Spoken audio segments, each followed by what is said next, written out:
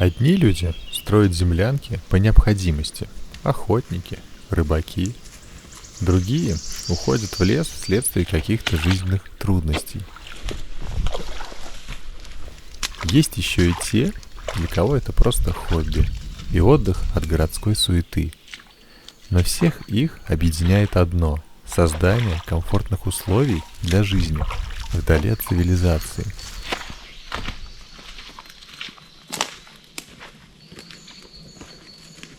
Реально ли построить жилье в сжатые сроки, например, за 3 дня? На этот вопрос тяжело ответить, пока не попробуешь. Именно поэтому я нашел хорошее место в лесу, где много строительного материала в виде валежника. Есть ручей с питьевой водой и большое количество диких животных, за которыми всегда интересно наблюдать со стороны. Для себя я составил план. 1 день трачу на заготовку бревен, а следующие 2 дня строю жилье. Что в итоге получится и с какими трудностями я столкнусь, не знаю. Но точно уверен, это время, проведенное в лесу, мне запомнится навсегда. Добро пожаловать в место строительства новой землянки. В первую очередь, конечно же, я бы рекомендовал при строительстве землянки не усложнять себе жизнь, а поискать вот такую вот карстовую воронку, либо воронку от упавшего большого дерева. Сейчас задача какая? Хочу немножко обработать все края по периметру по размеру своего будущего строения. Землянку я хочу сделать примерно 2,40 на 2,40.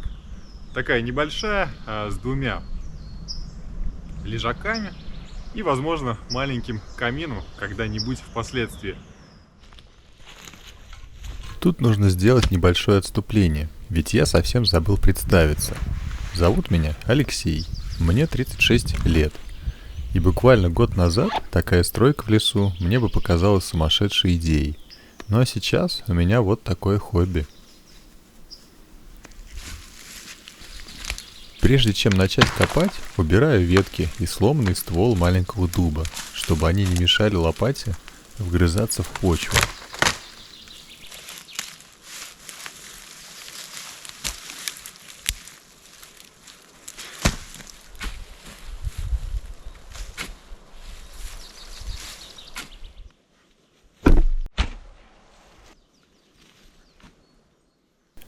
Бодро начав работу, я еще не до конца осознавал, что меня ждет впереди, и уже буквально через 15 минут стало жарко, хотя на улице была совсем не весенняя температура воздуха, около 10 градусов выше 0. Сейчас вспомнил своего деда. Помню, он мне в детстве говорил: Алексей, если не будешь хорошо учиться, то когда вырастешь, будешь копать траншеи. Ну, блин, дед, царствие ему небесное. Вопрос. Но я выучился. Получил 2 даже высших образования. А смысл какой? Все равно я копаю, ну, не траншею, а землянку.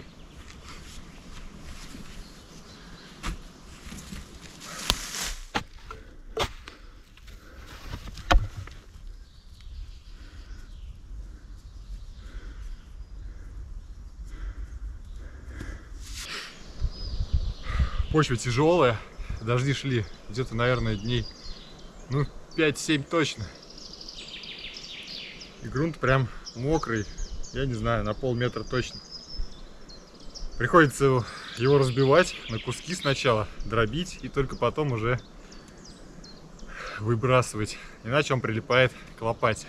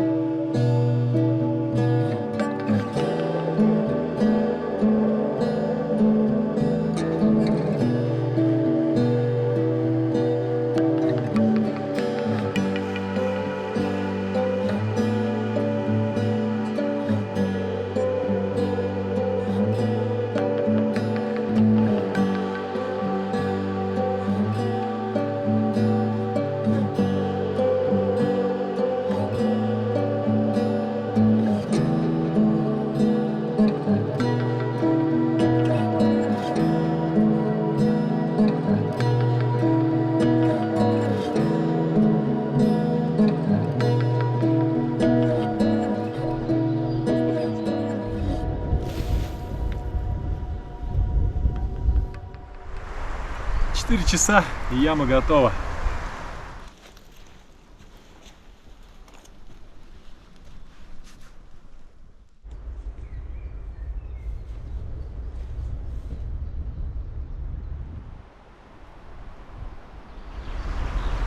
Пора устанавливать опорные столбы.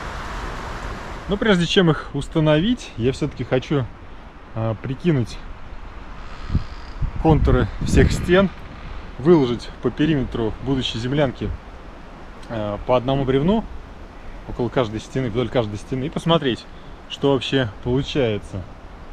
Если получаются те размеры, которые я хотел, то вкапываю столбы и собираю землянку. Согласитесь, очень хорошо, когда есть так много готового материала.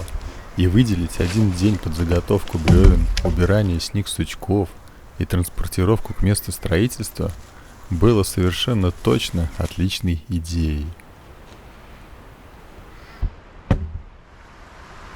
Конечно, впоследствии мне пришлось какие-то бревна укоротить, а какие-то вообще забраковать, ввиду их непригодности.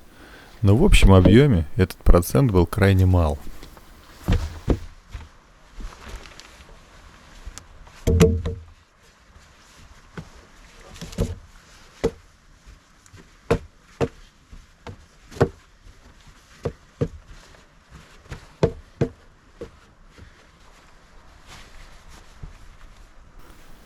С размерами выкопанной ямы оказалось все в порядке, чего нельзя сказать о грунте, который снова преподнес мне сюрпризы. Сначала слой чернозема, потом слой глины, а потом... Здрасте, пожалуйста. Начал копать дальше, а тут песок пошел. Обалдеть. Вот это фарт. Песок такой странный, цвет у него рыжий, ну, видимо, от глины. Вы спросите меня, ну и что? Да дело в том, что поначалу меня напугал слой глины. Когда копал яму, мне показалось, что он доходит до 50 сантиметров, а нужная глубина моих лунок для опорных столбов составляет как раз эти же самые 50 сантиметров. Согласитесь, долбить глину лопатой в ограниченном по площади пространстве не самое легкое занятие. Поэтому тонкий слой глины на самом дне моей будущей землянки меня обрадовал и придал новых сил. Да, здесь прям какое-то золотое дно. Смотрите, тут есть песок, тут есть глина в большом количестве. Опять-таки, есть сосны ровные, из которых можно что-то строить. Есть дубы, которыми можно топить. Есть родник. Да, рыбу, конечно, здесь не поймаешь, но вода, ну да, для той же, там, я не знаю, бани, например, да, или просто хотя бы умыться, здесь есть в достаточном количестве. Ну и также еще огромное количество животных.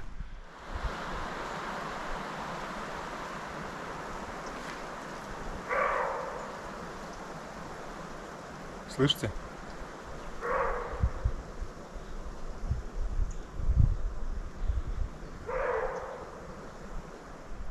Я уже вижу какие-то перспективы развития этого места с точки зрения того, что здесь можно будет из глины, я не знаю, сделать глиняную посуду, например, да? Да, вообще печь сложить можно будет, в принципе, используя глину и камни. Вот, кстати, вопрос, да, если здесь камни, ну, я тоже думаю, они наверняка где-то есть, если поискать хорошенько. Шикарно, я доволен. Шаг за шагом я медленно вгрызался в тяжелый грунт. С большим трудом, но все же поддавался неприятный слой глины. Больше всего мне нравился слой песка. Процесс движется довольно-таки быстро. Еду я сегодня не брал, чтобы не отвлекаться на нее. Только 3 литра воды, лопата, топор и пила. Устанавливаю сейчас столбы и возвожу стены. Тентами стены закрывать не буду.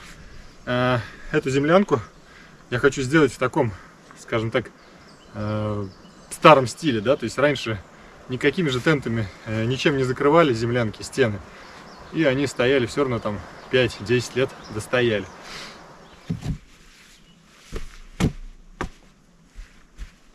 Выложив 3 нижних ряда бревнами, наконец пришла очередь установки опорных столбов.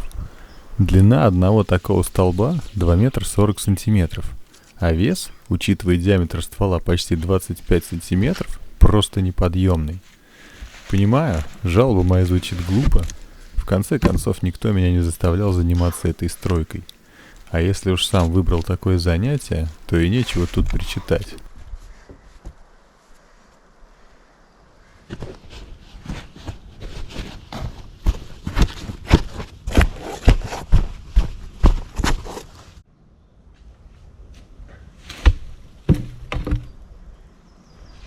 Ну, по-моему, процесс неплохо продвигается. Уже установил 3 столба. Единственное, их нужно будет потом подпилить. Этот столб средний останется на такой высоте, а боковые я подрежу, подпилю где-то, наверное, укорочу сантиметров на 40, чтобы крыша была двускатная.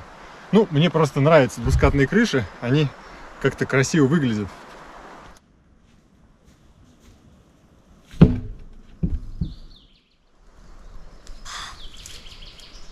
В такие моменты мне казалось, что даже животные затихали, чтобы послушать, как может пыхтеть человек.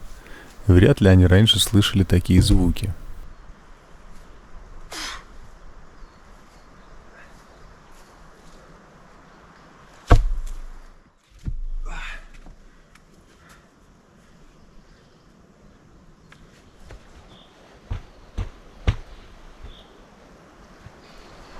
Отлично. Все 6 столбов установил. Теперь, которые боковые, упиливаю сантиметров на 40-50. И можно будет уже устанавливать несущую часть крыши.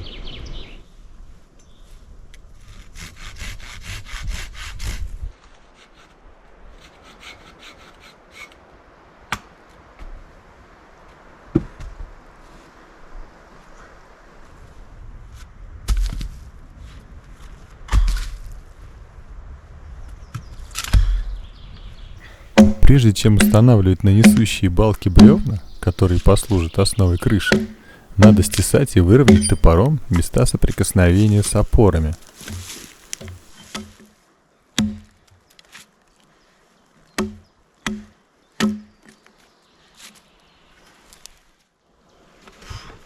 А вот и самый сложный момент всего строительства.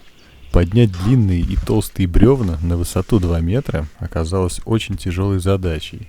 С помощью нескольких волшебных слов и спины с руками удалось это сделать. А вот с третьим, центральным, возникли некоторые проблемы. Но не буду забегать вперед, сами скоро все увидите.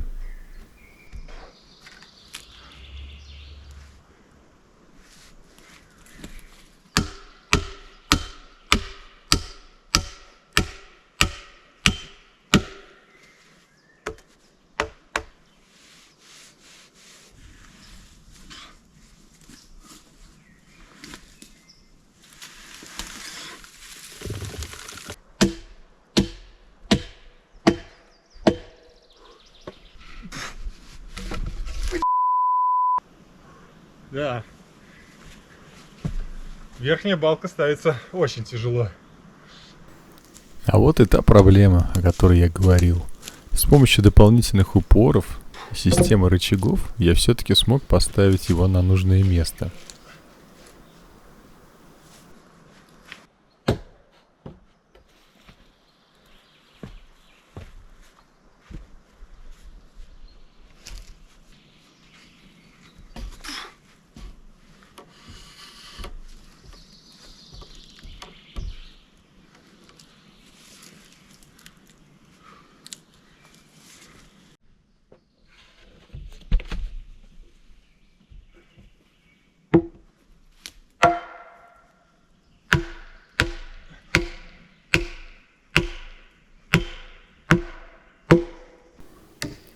Чтобы конструкция не развалилась, для начала были установлены несколько бревен на крышу для придания жесткости и цельности каркаса.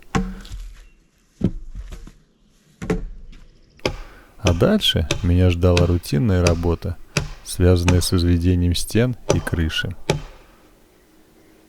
Некоторые бревна сами ложились аккуратно в проем между опорными столбами и землей. В такие моменты будущая землянка как будто бы сама ускоряла ход строительства. Иные заготовки требовали аккуратного массажа ногами, но все равно не спорили со мной и просто делали то, что я от них хотел.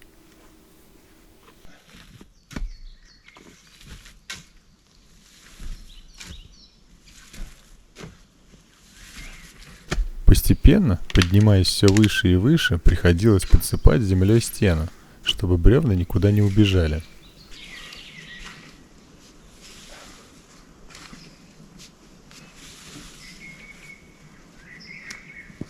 В начале дня, кстати, я ощущал крапиву. Сейчас хожу весь уже в ожогах, но я ее не чувствую. Дело привычки, даже к крапиве можно привыкнуть.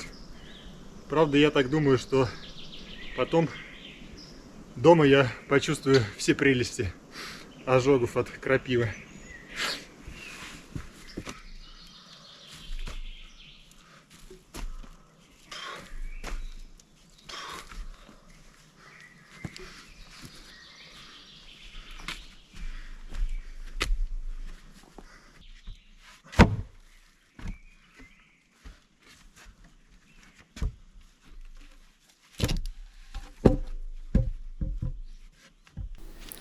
Постепенно второй день подходил к логическому завершению, а солнце, опускающееся за горизонт, явно говорило мне о том, что пора собираться и уходить.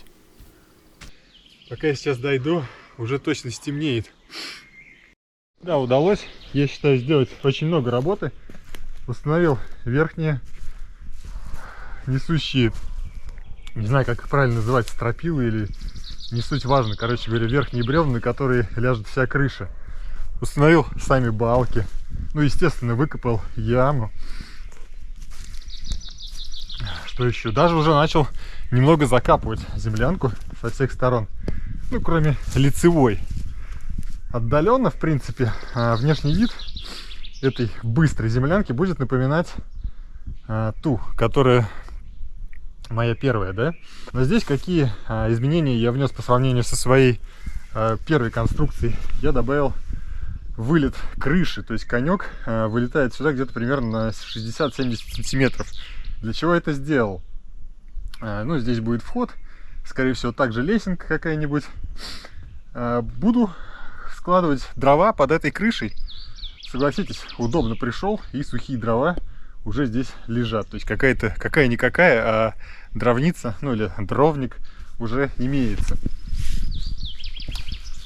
Блин, ну я доволен. Мне кажется, отлично удалось поработать. В целом неплохо получается, а главное быстро.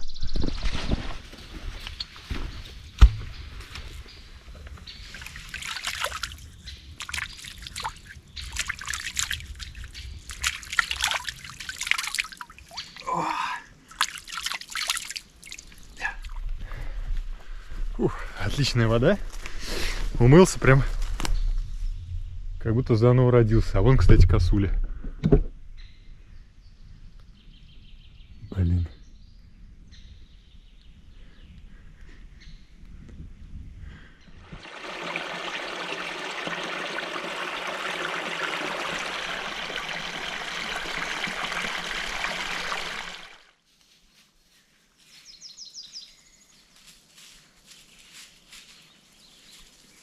Наступил третий день строительства, и надо сказать, ощущения у меня противоречивые. С одной стороны, есть определенный видимый результат в виде полностью готового каркаса землянки. А с другой стороны, накопившаяся усталость от такого строительного марафона. Да, дождь меня продолжает преследовать уже который день. И работу я начну с крыши. Набью сейчас бревна, а потом накрою тентом. В конце концов, это будет хорошее место, где я смогу спрятаться от сильного дождя, если вдруг он начнется. Все-таки топором забивать гвозди не очень удобно и не очень сподручно. Слишком длинная рукоять не позволяет наносить точные удары.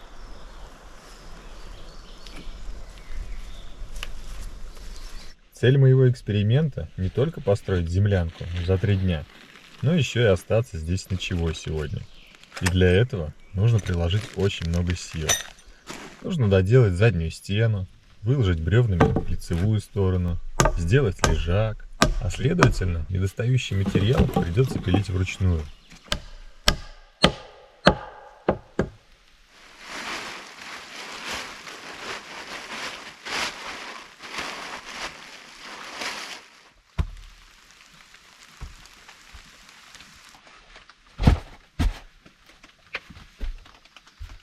Вовремя я набил несколько бревен на крышу и постелил тент.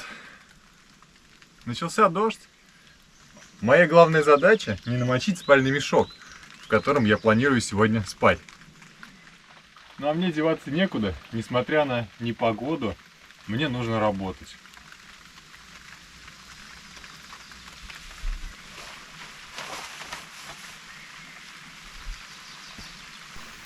Дождь особо не был помехой в моей работе. Во-первых, ввиду его краткосрочности, а во-вторых, лес постепенно наполнялся приятной влажностью, вместе с которой совершенно по-новому раскрывались запахи окружающей меня растительности. От полного погружения в транс меня отвлекал лишь молоток и гвозди, которые уже скорее по инерции сами собой забивались в древесную породу, сопровождая каждый удар характерным стуком и эхом, раздающимся где-то вдали.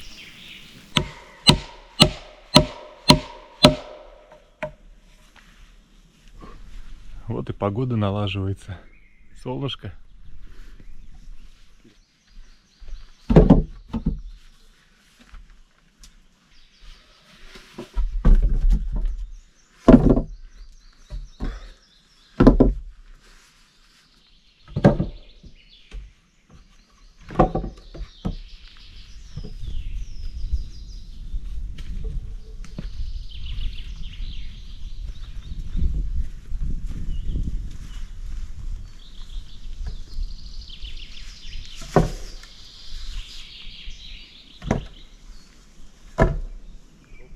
Все-таки очень хорошо, что в первый день я сюда приезжал с бензопилой и подготовил столько бревен. На крышу я даже сделал слишком много. И лишние остаются. Но я найду им в любом случае применение. Возможно, это будет мой лежак. А может быть, использую на лицевую сторону землянки.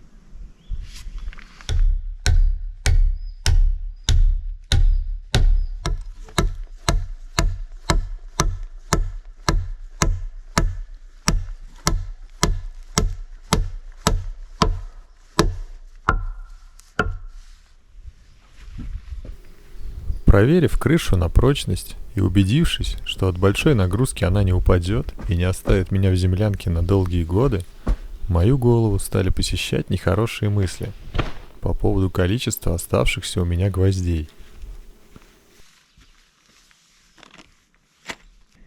Да. У меня получается остается 9 длинных гвоздей. А я даже не закончил крышу. Попробую рационально ими воспользоваться.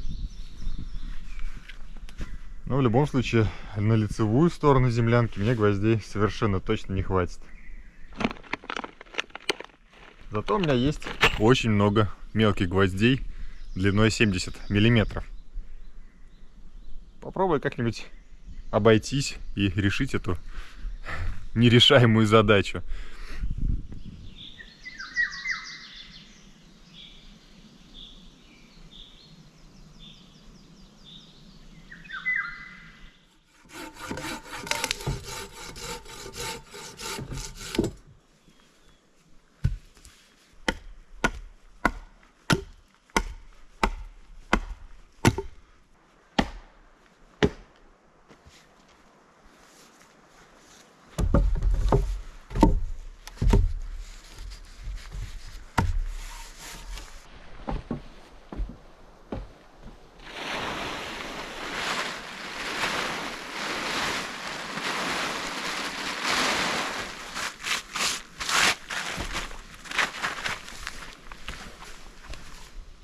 Крышу я накрою 2 тентами.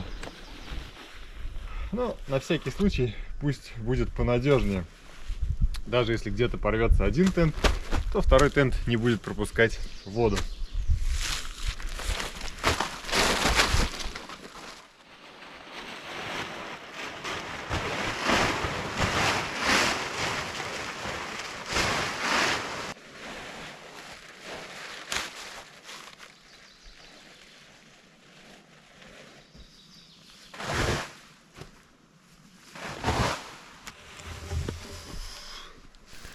Надежно загерметизировав крышу и приколотив ограничители, я начал засыпать землянку землей.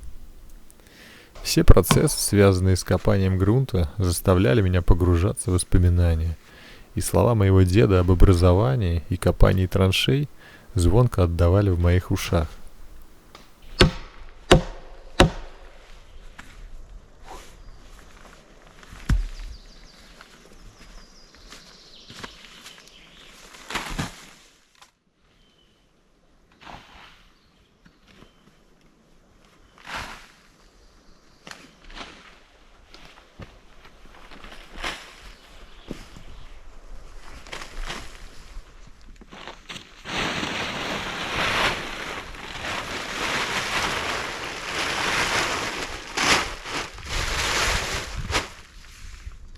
Эту сторону я сейчас закрою наглухо бревнами, потому что сегодня я останусь здесь ночевать. А в дальнейшем, в перспективе, можно будет вот здесь вот сделать смотровое окошко, чтобы я мог проглядывать и просматривать территорию в ту сторону и в эту сторону. Тут же много животных, правильно? Буду заниматься фотоохотой.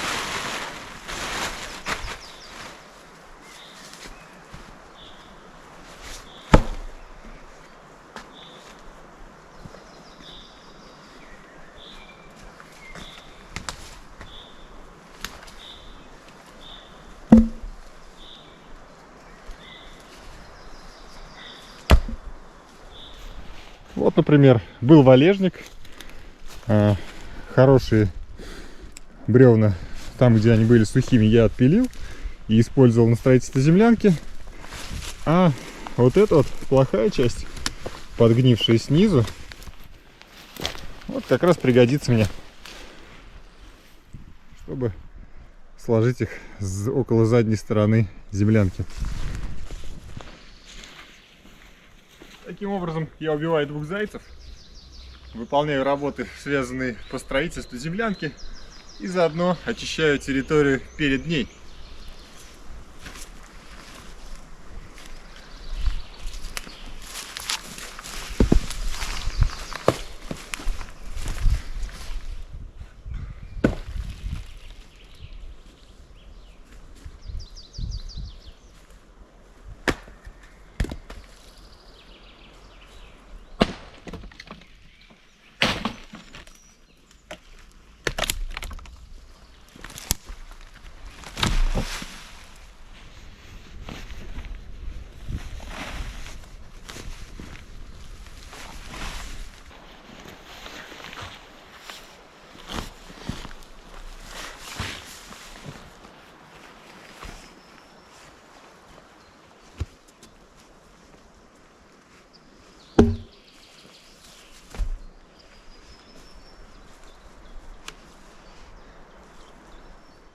Пришло время начать копать около входа в землянку.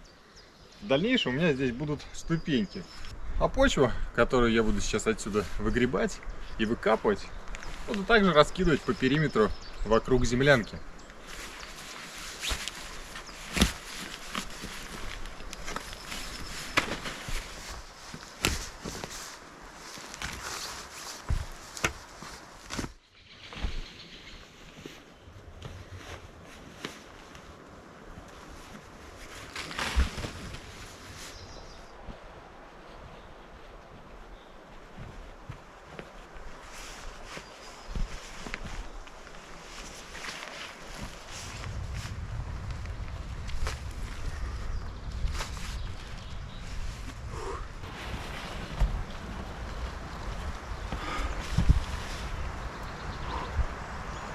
все-таки силы начали меня покидать. 3 дня накопившейся усталости дают о себе знать. Время уже 3:30, а я что-то взялся за эти ступеньки. Но в любом случае сейчас ступеньки закончу. И уже с одной стороны почти прям полностью стену закидал землей. А земля, конечно, просто ужас. Она вся сырая, вся мокрая. Вот сколько, 30 сантиметров, 1,5 штыка нашел лопаты, и она все равно вся сырая и мокрая там. Это, конечно, результат дождей, которые идут у нас в Самарской области уже, наверное, дней 10 с переменным успехом. Каждый день дождик понемножечку, да, капает.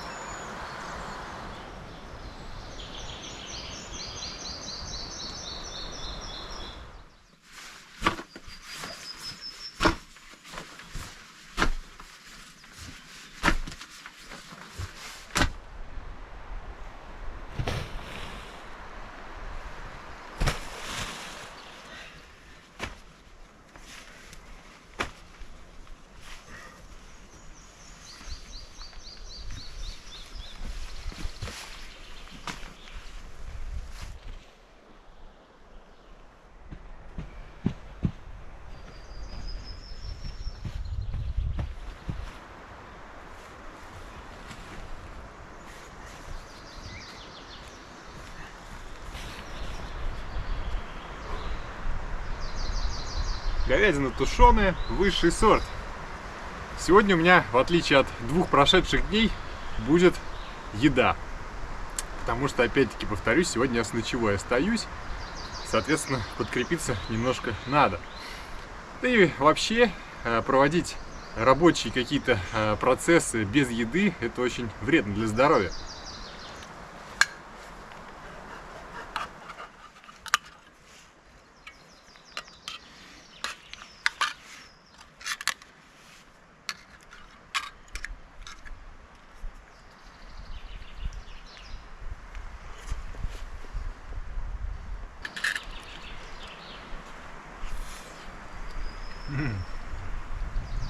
Обалденно вкусно.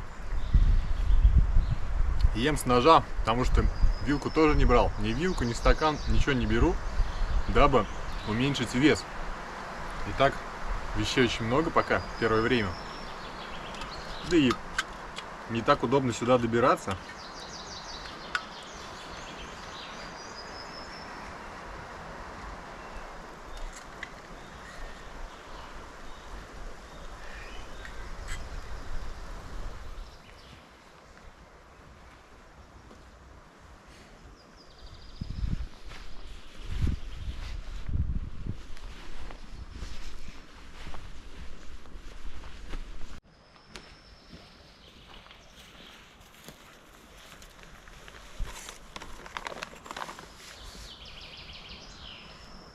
Так, у меня есть много гвоздей длиной 70 мм.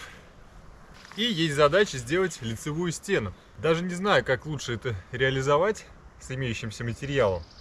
Точнее, с отсутствием материала, который мне нужен. Но сейчас как-нибудь попробую выйти из этой ситуации и хотя бы сделать стену вот до этой высоты. Я думаю, животное никакое не залезет в оставшуюся небольшую щель размером там 30-40 сантиметров. Ну а вход на ночь я закрою бревнами. Время уже 5 часов вечера, а мне еще нужно сделать лежак, поэтому нужно ускоряться.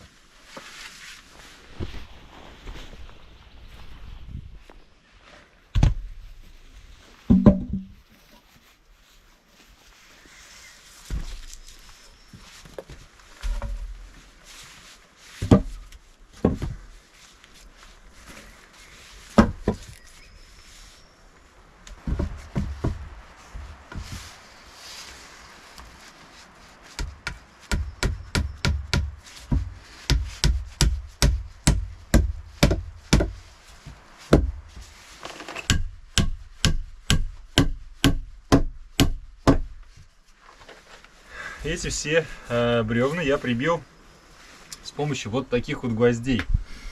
По возможности наискосяк бью и их цепляю к этому бревну. То есть вот под таким вот углом забиваю. Но это, конечно, не дело. В следующий раз, когда я сюда приеду, я обязательно приеду либо с бензопилой, либо с аккумуляторной пилой. И с гвоздями, как минимум 150-е нужны будут. Пробью все вот эти вот бревна. Потому что сейчас они держатся просто, ну, на соплях, мягко говоря. Но самое главное, держатся. Сейчас доколочу их вот до этого уровня. И, в принципе, все, можно будет заниматься лежаком. Заготовить бревна для строительства — это полдела, как выяснилось. Так что лучше всего приехать, выбрать место для начала, с бензопилой, естественно, и напилить, по возможности, израсходовав весь бензин и масло, бревна. Ну а уже в следующие разы, ну вот как я и сделал, в принципе, приезжать и заниматься уже самой стройкой. Потому что когда пилишь, носишь, это очень сильно отвлекает.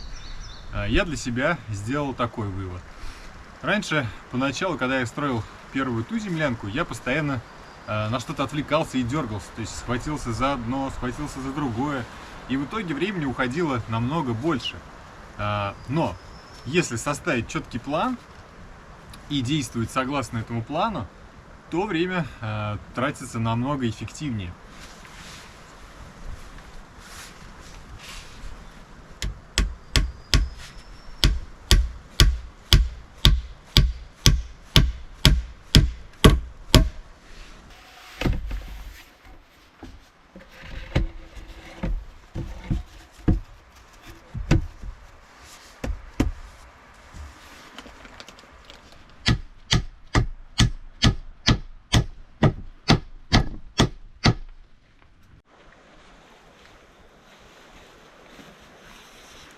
Вы знаете, честно говоря, я уже так устал и так вымотался за эти дни, что мне уже без разницы закрывать вход, делать сверху вот этот окошко, оставлять, не оставлять, совершенно без разницы. Придут животные, не знаю, я думаю, вряд ли. Все-таки запах человека их наверняка отпугнет. Поэтому сделаю сейчас лежак и просто лягу, хочу отдохнуть, потому что время уже 6 вечера. А сейчас с лежаком тоже час минимум уйдет.